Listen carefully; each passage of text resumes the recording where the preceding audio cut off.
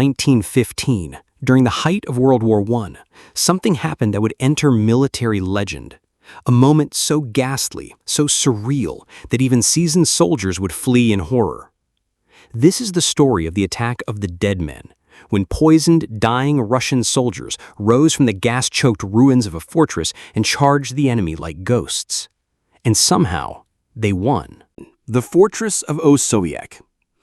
Our story begins in eastern Poland, in a place called Osowiec Fortress, a heavily fortified Russian stronghold built to withstand German advances during the Great War.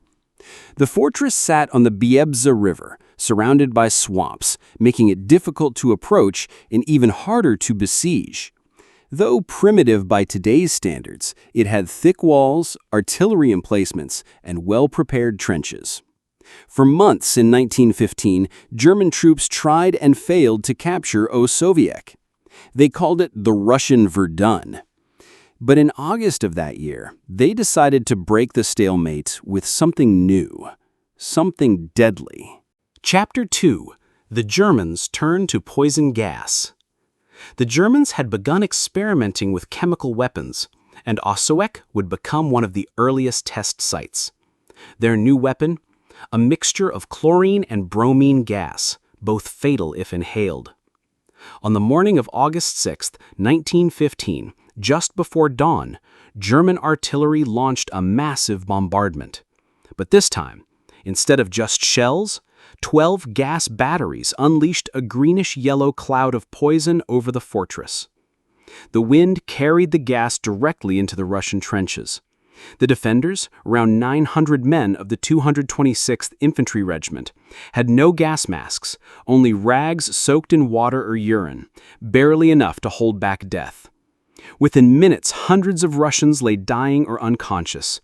The gas seared their lungs, burned their throats, and caused them to cough up pieces of their own insides. Their skin blistered, and their faces turned dark and swollen. It was a massacre. Chapter 3. The Dead Rise. The Germans, confident that the gas had done its work, advanced with 7,000 troops, infantry, engineers, and sappers prepared to mop up what was left. But what they encountered was something from a nightmare. Out of the yellow mist stumbled a small band of survivors, between 60 and 100 men, barely alive, many with blood streaming from their mouths, their faces wrapped in torn cloths, uniforms soaked with fluid from their own ravaged lungs. Their skin was greenish-black. Their eyes were bloodshot. Some had open wounds. They looked like walking corpses. These gas-poisoned men were led by 2nd Lieutenant Vladimir Kotlinski, himself gravely injured. But they weren't retreating, they were charging. Bayonets fixed, coughing blood, and gasping for breath, they launched into a counterattack against the fully armed, well-equipped German forces. The Germans panicked. Some screamed, "The dead are rising!" Many turned and ran. Some trampled their own comrades. Others got tangled in barbed wire. A few even ran into the toxic gas cloud they had just unleashed. Within an hour, the Russians had retaken the trenches the Germans had seized. Chapter 4. Aftermath and Legacy. Though they had no chance of holding the fortress forever, Osowiec was eventually evacuated weeks later due to surrounding German advances. The psychological impact of the attack was devastating for the enemy. The Germans had come expecting an easy victory. Instead, they faced a scene from hell, and they fled. Lieutenant Kotlinski, the hero of the charge, succumbed to his injuries shortly afterward.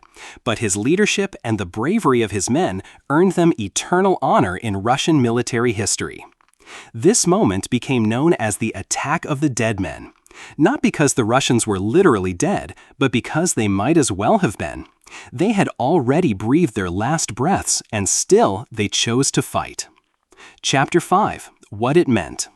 This haunting event reminds us of the horrors of chemical warfare and the brutality of World War I. But more than that, it shows the raw will to survive, to fight back even when death seems certain. The image of half-dead men rising through a cloud of gas has since become part of military legend, a symbol of courage in the face of annihilation. Many stories in war are about numbers and tactics, but this one is about spirit, about the sheer terror of facing men who should have been dead but weren't. They didn't win the war that day, but they won something else: eternal respect. If you found this story as chilling and inspiring as we did, make sure to like, subscribe, and click the bell icon for more historical deep dives like this one. Let us know in the comments.